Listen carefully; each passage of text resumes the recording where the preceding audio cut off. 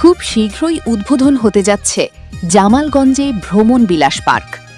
আব্দুস সামাদ আফিন্দির তথ্যচিত্রে desk report, Jamalganj সংবাদ।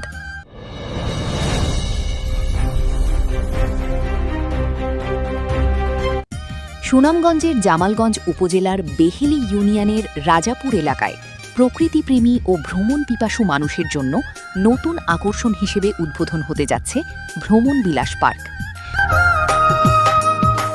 সুনামগঞ্জে আসলে পরে দুইজন মিলে ঘুরাইব, ওরে সুনামগঞ্জে আসলে পরে দুজন মিলে ঘুরাইব।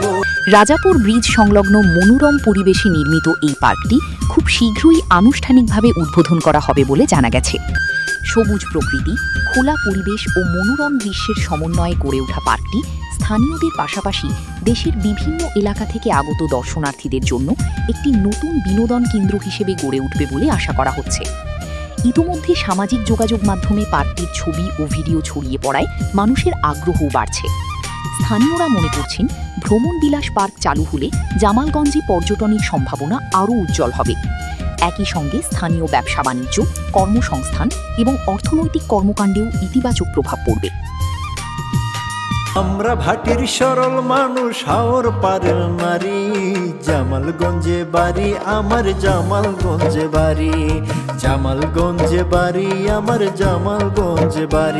পার্ক কর্তৃপক্ষ জানিয়েছে, উদ্বোধনের তারিখ শীঘ্রই আনুষ্ঠানিকভাবে ঘোষণা করা হবে। উদ্বোধনের পর দর্শনার্থীদের জন্য প্রয়োজনীয় সুযোগ সুবিধা নিশ্চিত করা হবে বলেও তারা আশাবাদ ব্যক্ত করেছেন।